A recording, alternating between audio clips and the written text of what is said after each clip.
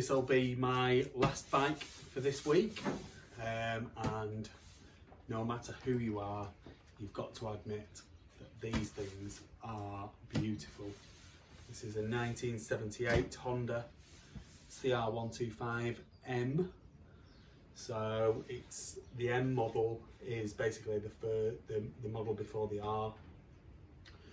The R model had the long travel suspension, and in 79 it was a completely different bike. So this is a 78, so between 76 to 78, so 76, 77, 78, they were basically the identical bike, pretty much didn't change. Then in 79 it was a totally different animal altogether, and I think that these 125Ms are gorgeous, really gorgeous, and this one is a very nice example. I've been having a look around it, and there's very little wrong with this bike at all. There's a couple of little bits and pieces, but nothing major. It's been a riding bike. One of the things I'd say, the front mud guard, the guy's put a white front mud guard on, which I think looks pretty good, and he's not put a white rear mud guard on. He's got the red one and he's painted it white, so there's a couple of scratches on there, so that's one of the things that's not ideal. But other than that, I mean, it's got the original Honda side panels, which are really nice, in good condition. The tank's in great condition. It's got one stone chip here. It's got a PFR pipe, so it's an aftermarket pipe, which I haven't fired this up yet, so I don't know what it sounds like, but I'm assuming it's going to sound great. And we should be able to take this round the garden as well, so you should hear it in all of its glory, really.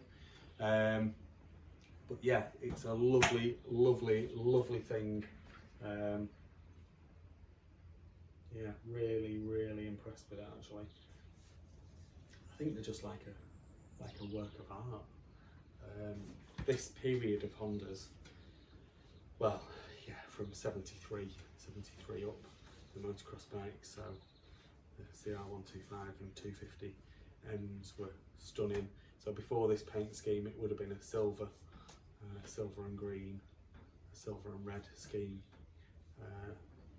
depending on which year it was, and then it went to this red, almost an orangey red, gorgeous paint scheme, and I think it's the epitome of a twin shock Honda, really.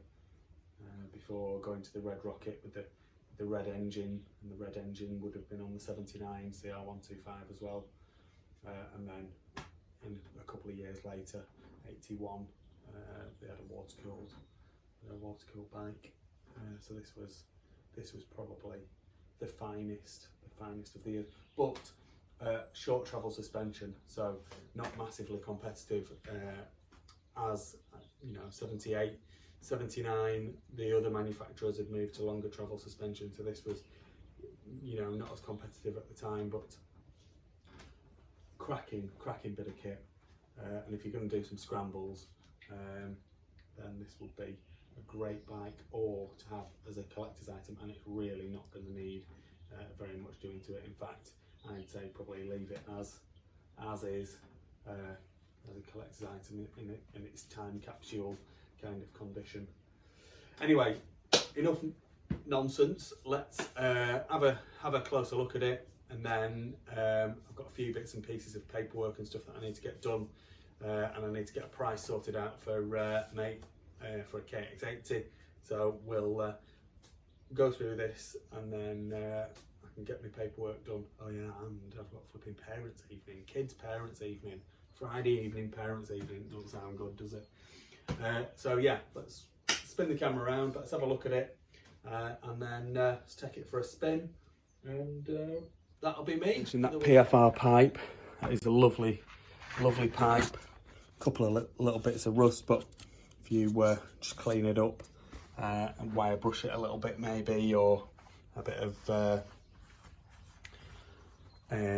Scotch Brite, to get the rust off, and then just leather it in WD-40 or whatever. That'll come up fine. It's got not a huge amount of wear on the clutch cover. Clutch cover's magnesium. Engine turns over and it does spark. It didn't do a bit ago, but I discovered that the kill switch was plugged into the wrong lead, so that was stopping it sparking. I don't know how that's happened, because the flipping bike was a runner when I bought it, and then it didn't flipping spark, so there you go. A little bit of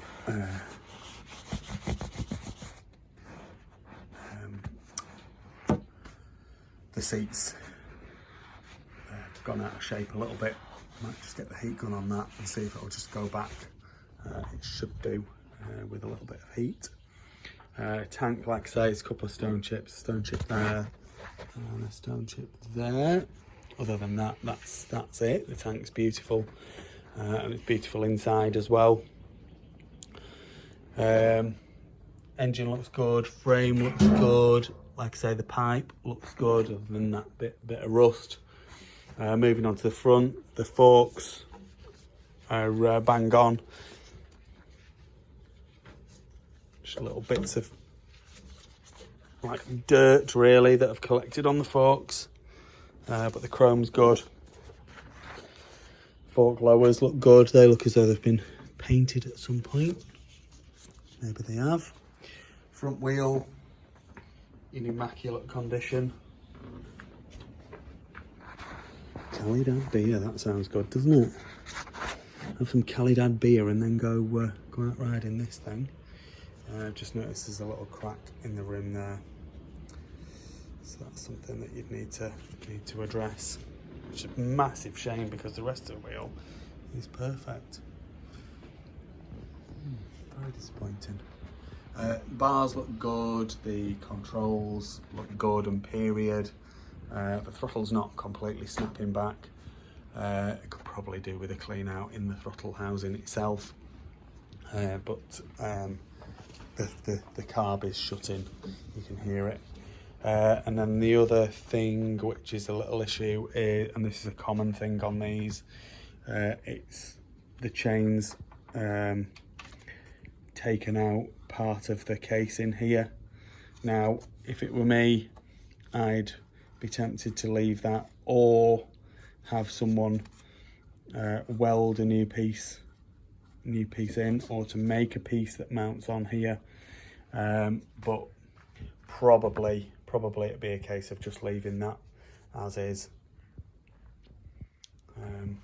At some point you could maybe find a second-hand case, and at some point maybe rebuild it, but that's a bigger job. Maybe find a case and then just keep it to one side until you're feeling as though you need to do that kind of work.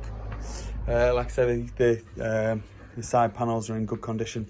The guys flipping painted them by hand by the looks of things, so that's not ideal, but it's not the end of the world. They are the original ones, which is always nice.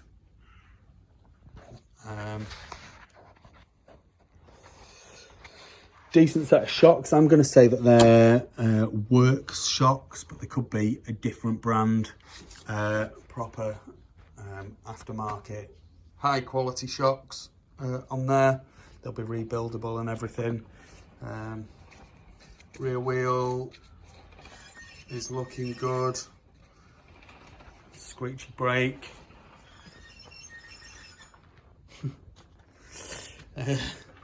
Nice, huh?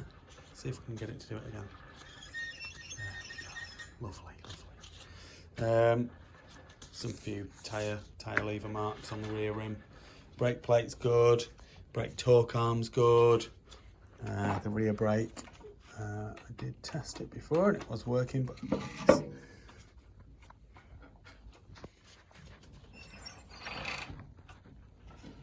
I know what it is. So there should be a spring.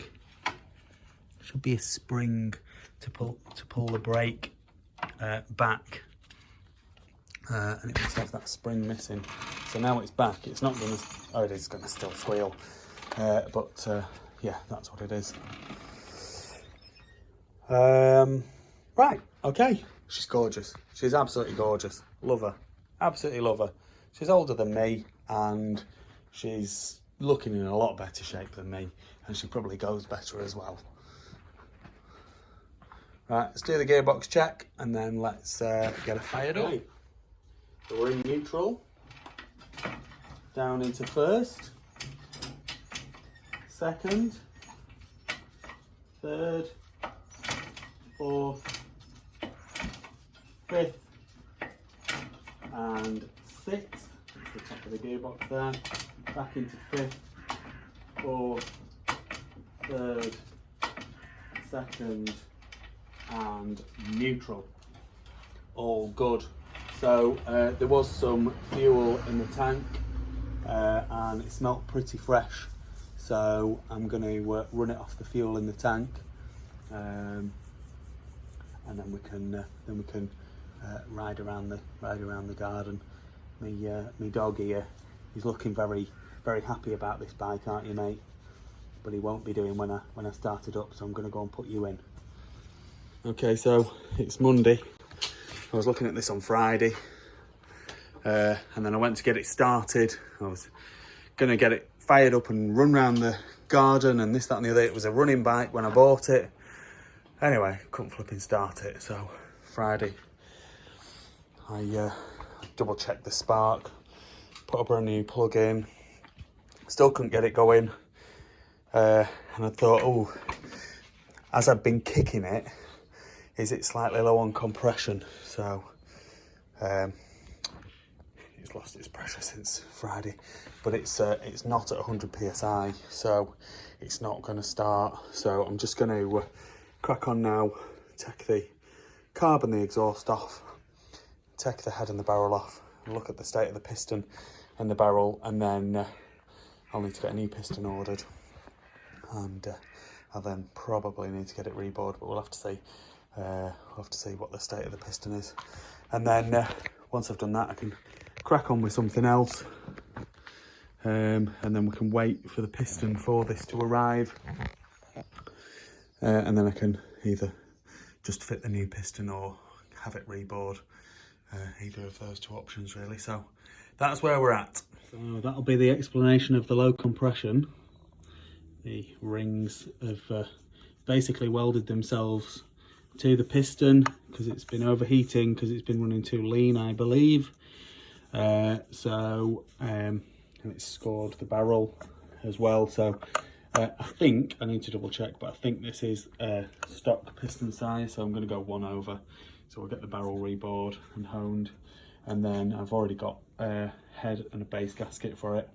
We'll stick that on, and then she should be good to go. So I'll get that ordered either today or tomorrow, and then we can get this thing sorted out and put back together, and then should be up for sale very shortly.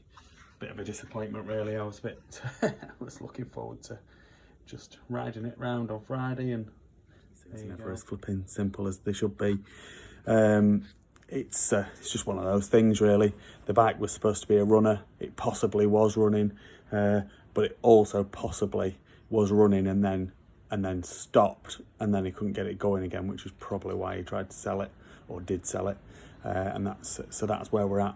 So there we go. We'll have her up and running very shortly, and she'll be up for sale. Beautiful little thing, beautiful. Please like this video and subscribe to my YouTube channel. Just search Phoenix Motos.